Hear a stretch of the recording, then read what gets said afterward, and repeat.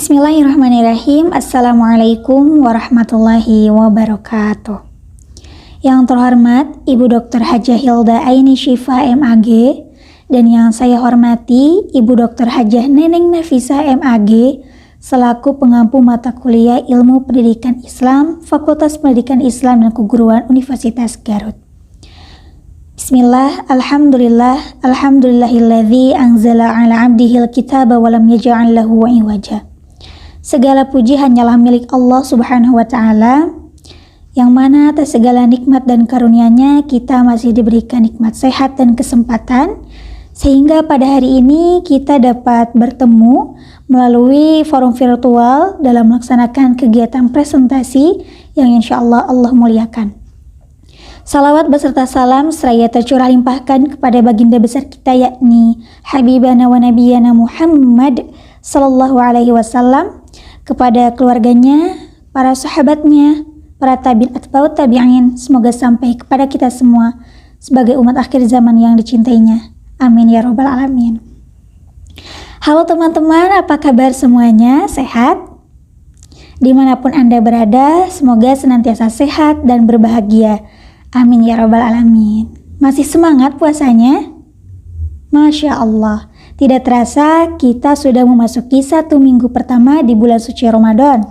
Semoga senantiasa semangat, istiqomah, dan yang paling utama adalah dapat membentuk pribadi muslim yang beriman dan bertakwa. Amin ya rabbal alamin. Peribahasa mengatakan tak kenal maka tak sayang, maka izinkan saya memperkenalkan diri. Saya dengan Sylvie Wulan Munggaran, NPM 24063122024, Prodi PGMI, Pendidikan Guru Madrasah Ibtidaiyah, Fakultas Pendidikan Islam dan Keguruan Universitas Garut. Baik, dalam kesempatan ini saya akan membahas tentang metode ilmu pendidikan Islam. Kegiatan belajar mengajar selalu mengacu kepada hal-hal yang berhubungan dengan kegiatan siswa dalam mempelajari bahan ajar yang disampaikan oleh guru, dan sebaliknya guru berhubungan dengan cara menjelaskan bahan pelajaran kepada siswa. Oleh sebab itu, keduanya sangat erat kaitannya dengan metode belajar mengajar. Metode mengajar adalah cara yang dilakukan oleh guru-guru untuk mengadakan hubungan dengan siswa pada saat berlangsungnya pengajaran. Karena ini, peranan dan kedudukan metode belajar mengajar itu sangat penting untuk menciptakan suasana kelas yang produktif, efektif, efisien, dan menyenangkan. Nah, sehubungan dengan ini, seorang guru itu berperan sebagai penggerak atau pembimbing dan siswa sebagai penerima atau yang dibimbing. Proses interaksi itu akan berjalan dengan baik jika siswa banyak terlibat aktif daripada seorang guru. Oleh karena itu, metode yang baik adalah ketika kita menumbuhkan kegiatan belajar siswa. Baik, langsung saja kita masuk kepada pokok bahasan hari ini, yaitu pengertian metode ilmu pendidikan Islam, tujuan penggunaan metode pendidikan Islam, jenis-jenis metode pendidikan Islam, metode-metode Islam perspektif Al-Quran dan Al-Hadis, metode-metode pendidikan Islam modern. Poin pertama, pengertian metode pendidikan Islam. Dalam pengertian bahasa, metode berasal dari bahasa Grek yang terdiri dari meta yang berarti melalui dan hodos yang berarti jalan yang dilalui. Dalam bahasa Arab, metode dikenal dengan istilah thariqah yang berarti langkah-langkah strategis dipersiapkan untuk melakukan pekerjaan, sedangkan metode yang diungkapkan dalam bahasa Arab terkadang digunakan kata al-tariqah, manhaj, dan wasilah. Al-tariqah berarti jalan, manhaj berarti sistem, dan wasilah berarti perantara atau mediator. Abu Dinata mengatakan bahwa metode merupakan suatu sarana untuk menemukan, menguji, dan menyusun data yang diperlukan bagi pengembangan disiplin tersebut. Dengan demikian, metode berfungsi dalam menyampaikan materi pendidikan. Namun yang menjadi pertimbangan pokok dalam metode pendidikan Islam adalah sumbernya tak dapat dilepaskan dari falsafah pendidikan Islam. Metode pendidikan disusun atas dasar sumber teks dalam Al-Quran, para nabi dan sahabat maupun para ulama yang terlibat dalam pendidikan Islam di dalamnya. Bagaimana implementasi metodologi pendidikan Islam? 1. Bersumber kepada Al-Quran dan hadis. 2. Mengandung nilai-nilai intrinsik dan ekstrinsik sejalan dengan kurikulum dan tujuan pendidikan.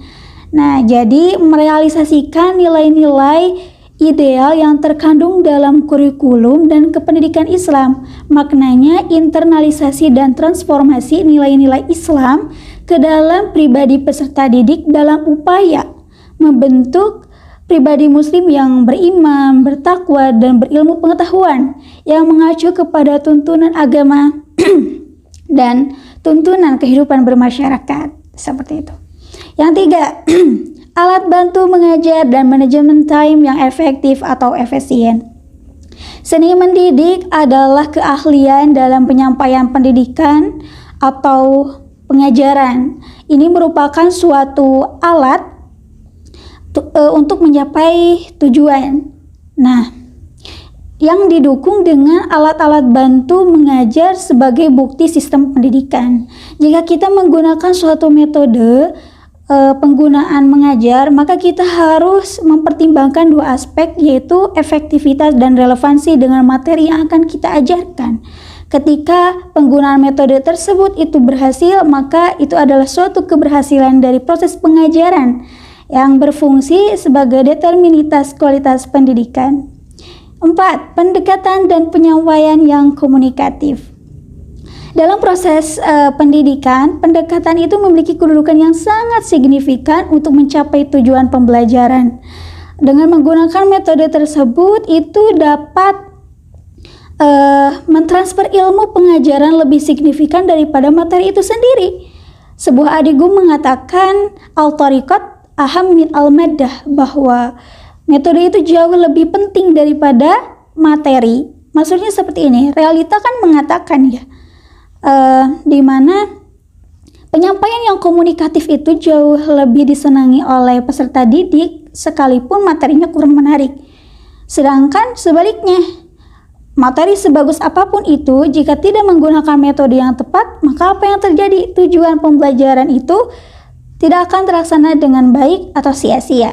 Misalnya nih, ada seorang guru teoritis banget ya, tapi tidak menggunakan alat, media, atau pengelolaan kelas, ya pasti peserta didik itu akan merasa jenuh, ngantuk, dan akhirnya tujuan pembelajaran pun akan sia-sia. Dan yang kelima ya, prinsip learning kompetensi seperangkat pengetahuan, keterampilan, sikap, wawasan, dan sesuai kriteria tujuan pembelajaran. Maksudnya adalah kita memberikan kesempatan kepada siswa untuk melibatkan secara aktif ya, merealisasikan potensi apa yang mereka miliki dan disesuaikan dengan tujuan pembelajaran, yaitu mencetak pribadi muslim yang berkualitas, disiplin, jujur, kreatif, inovatif, dapat bersaing dengan yang lainnya, dan lain-lain. Next, tujuan penggunaan metode pendidikan Islam. Tujuan pendidikan Islam menurut M. Arifin adalah perwujudan nilai-nilai Islami dalam pribadi manusia didik yang diikhtiarkan oleh pendidik muslim melalui proses yang terminal pada hasil produk yang berkepribadian Islam yang beriman, bertakwa, dan berilmu pengetahuan yang sanggup mengembangkan dirinya menjadi hamba Allah yang taat. Baik. An Abi Hurairah qala Rasulullah sallallahu alaihi wasallam, al-mu'minul qawiyyu khairun wa habbu ilallahi minal mu'minid dha'ifi wa fi kullin ahris ala ma yanfa'uka wasta'in billah wa la ta'jiz asabaka syai'un fala taqul law anni fa'altu kana kadza wa kadza walakin qul qadarullahi wa ma syaa fa'ala fa'in law taftah amal syaitan. Rawahu Muslim. Dalam hadis tersebut Rasulullah SAW memberikan pesan yang sangat penting dan juga mendidik kita agar menjadi pribadi muslim yang berkualitas dan kuat baik secara fisik dan mental, jasmani dan rohani, karena Allah Subhanahu wa taala lebih mencintai mukmin yang kuat daripada mukmin yang lemah. Selanjutnya, menurut Al-Ghazali, tujuan metode pendidikan Islam itu dibagi menjadi dua, tujuan jangka panjang dan tujuan jangka pendek. Tujuan jangka panjang yaitu pendidikan yang dalam prosesnya mengarahkan manusia menuju pengenalan dan kemudian pendekatan diri kepada Tuhan pencipta alam. Dan tujuan pendek, diraihnya profesi manusia sesuai bakat dan kemampuannya. Syarat untuk mencapai tujuan itu, manusia mengembangkan ilmu pengetahuan baik yang termasuk fardu ain atau fardu kifayat. Jenis-jenis metode pendidikan Islam, diakronis atau sosiohistoris, metode pemahaman terhadap suatu kepercayaan, sejarah, dan kejadian yang mempunyai kesatuan yang mutlak dengan waktu. Jadi, metode ini memberi kemungkinan adanya studi kooperatif tentang berbagai penemuan dan pengembangan ilmu pengetahuan sehingga peserta didik memiliki pengetahuan yang relevan, memiliki hubungan sebab akibat atau kesatuan integral. Tidak hanya itu, peserta didik dapat menelaah kejadian sejarah dan mengetahui lahirnya tiap komponen, bagian, subsistem, sistem, dan suprasistem ajaran Islam. Wilayah metode ini lebih terarah pada aspek kognitif. Oleh karena itu, seorang pendidik harus memiliki wawasan yang luas mengenai berbagai macam sudut pandang sejarah agar peserta didik tidak mengalami kesalahpahaman apabila menemukan perbedaan mengenai sejarah yang sudah dipelajari. Selanjutnya, sinkronik analitik memberi kemampuan analisis teoritis yang sangat berguna bagi perkembangan keimanan dan mental intelektual. Jadi metode ini tidak semata-mata mengutamakan segi pelaksanaan atau aplikasi praktis. Teknik pengajarannya meliputi diskusi, seminar, kerja kelompok, resensi buku, lomba karya ilmiah, dan sebagainya. Metode tersebut menggunakan asumsi dasar sebagai berikut. Islam adalah agama yang sempurna dan di atas segala-galanya, dan wajib bagi umat Islam untuk mengajak pada kebajikan dan mencegah hal-hal kemungkaran, amar ma'ruf nahi mungkar. Metode ini sudah tidak asing bagi kita, sudah banyak diterapkan di berbagai lembaga pendidikan dan universitas. Metode ini juga terbukti tidak mudah membuat peserta didik mengalami kejenuhan atau kebosanan dalam pembelajaran karena metode ini mudah diterapkan dengan banyak variasi. Selanjutnya, problem solving, pelatihan untuk peserta didik yang dihadapkan pada masalah suatu cabang ilmu pengetahuan dengan solusinya. Nah, ini bisa dengan menggunakan jenis pembelajaran micro teaching, di mana peserta didik itu mencari sebuah masalah, ya, namun beserta dengan solusinya. Gitu. Dimana jika peserta didik ini tidak menguasai dengan materinya, tidak persiapan dengan banyak membaca dan sumber data analisis, maka jenis metode tersebut itu tidak akan signifikan atau tidak efektif gitu. Karena yang akan terjadi adalah suasana kelas akan terasa hening dan tidak terasa lebih aktif gitu karena kurang persiapannya. Selanjutnya, empiris, peserta didik mempelajari ajaran Islam melalui proses realisasi, aktualisasi, serta internalisasi norma-norma dan kaidah Islam, suatu proses aplikasi yang menimbulkan suatu interaksi sosial. Jadi, peserta didik itu dapat mengintegrasikan dari berbagai ilmu pengetahuan yang sudah mereka miliki untuk diaplikasikan, direalisasikan dalam kehidupan sehari-hari dan dapat menimbulkan suatu interaksi sosial, jadi terjun di dunia masyarakat. Dan yang terakhir, induktif dan deduktif ya. Induktif ialah mengajarkan materi yang khusus juz'iyah menuju pada kesimpulan yang umum. Sedangkan deduktif ialah pembelajaran agama Islam dengan cara menampilkan kaidah yang umum, kemudian menjabarkannya dengan berbagai contoh masalah sehingga menjadi terurai.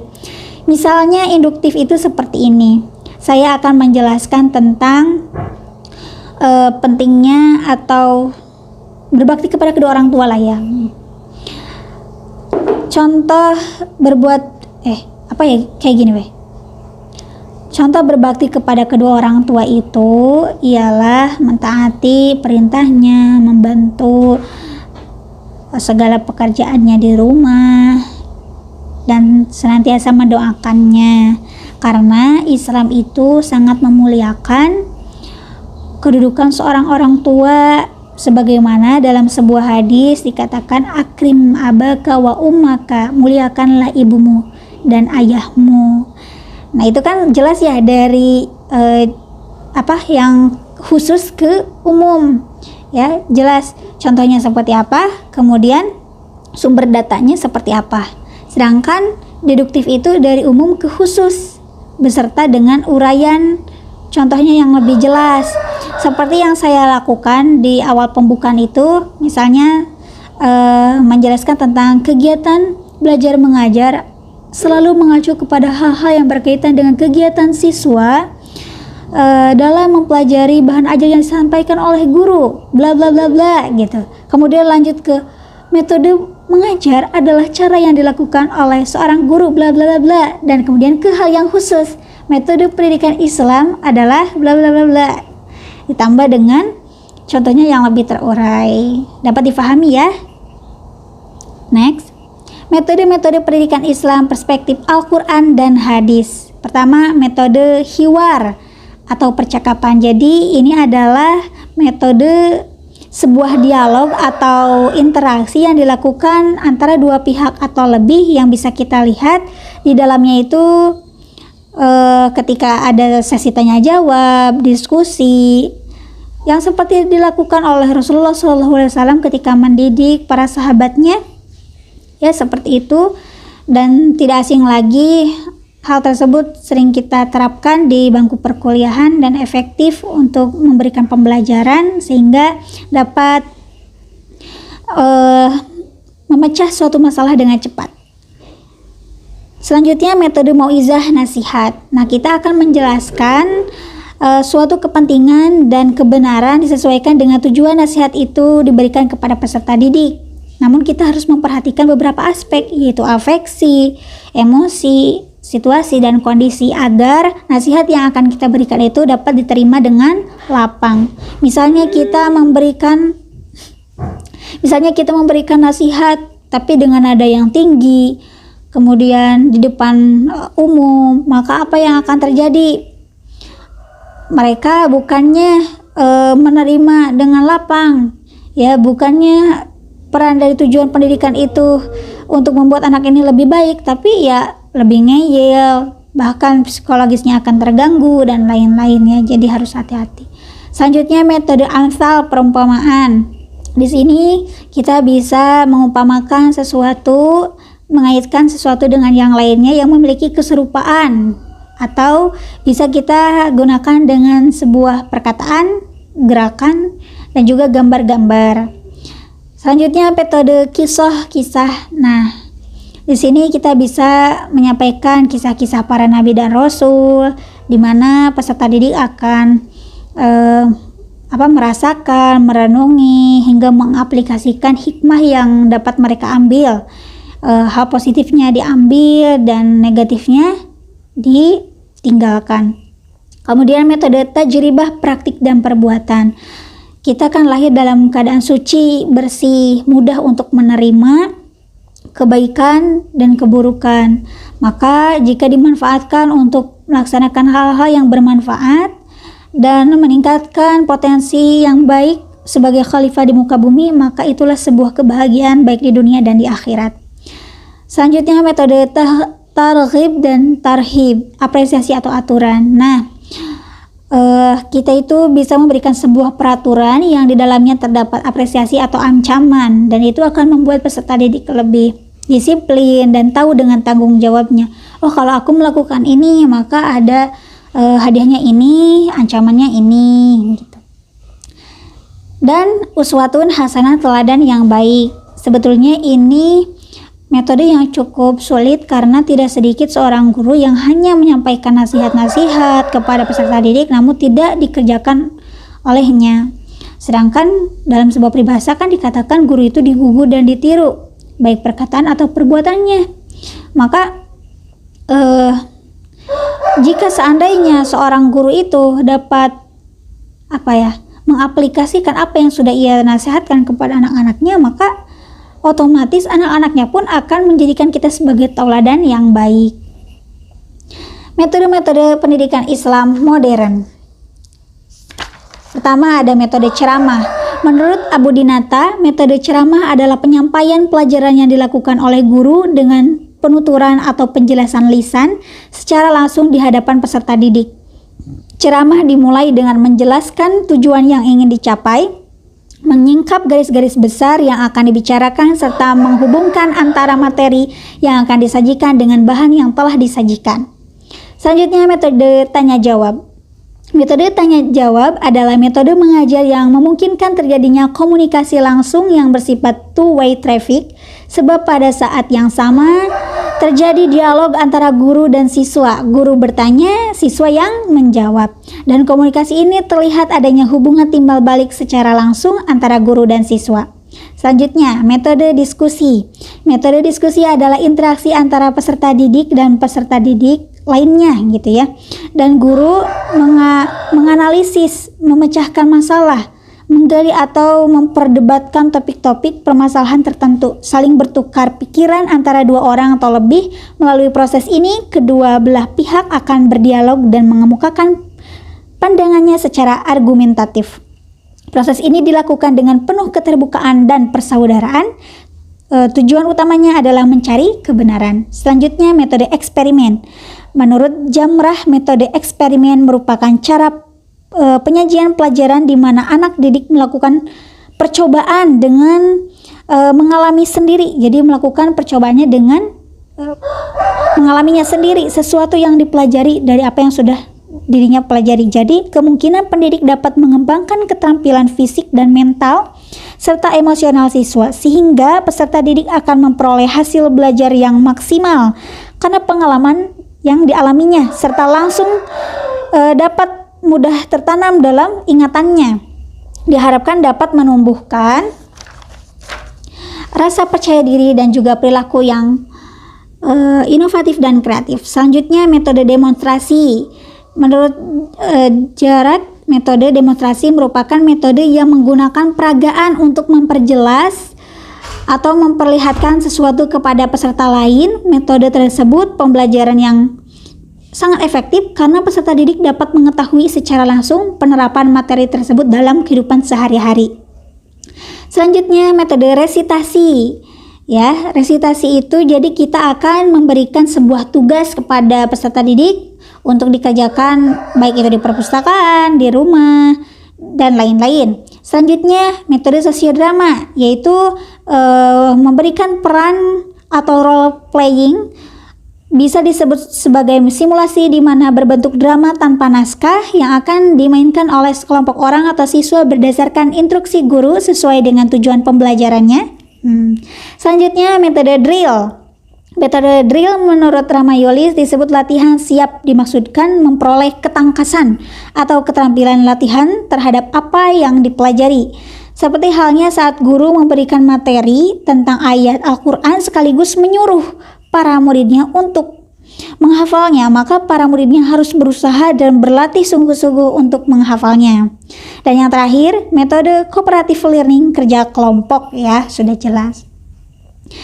Nah teman-teman, saya ingin bertanya dari pemaparan yang saya sampaikan dari awal sampai akhir, coba sebutkan salah satu metode yang menurutmu efektif digunakan dalam pendidikan Islam. Jelaskan. Baik, terima kasih banyak teman-teman. Alhamdulillah, presentasi kali ini sudah selesai. Semoga berkah dan bermanfaat. Mohon maaf atas segala kekurangan dan kesalahan. Kebenaran datang dari Allah Subhanahu wa Ta'ala, dan kesalahan datang dari kebodohan saya sendiri. Ada pantun nih, kalian jawab cakep, oke? Sungguh gagah Raja Majalaya, cakep. Dari Malaka ke negeri Campa. Sampai di sini presentasi saya. Wassalamualaikum, sampai jumpa. Wabillahi taufiq wal hidayah.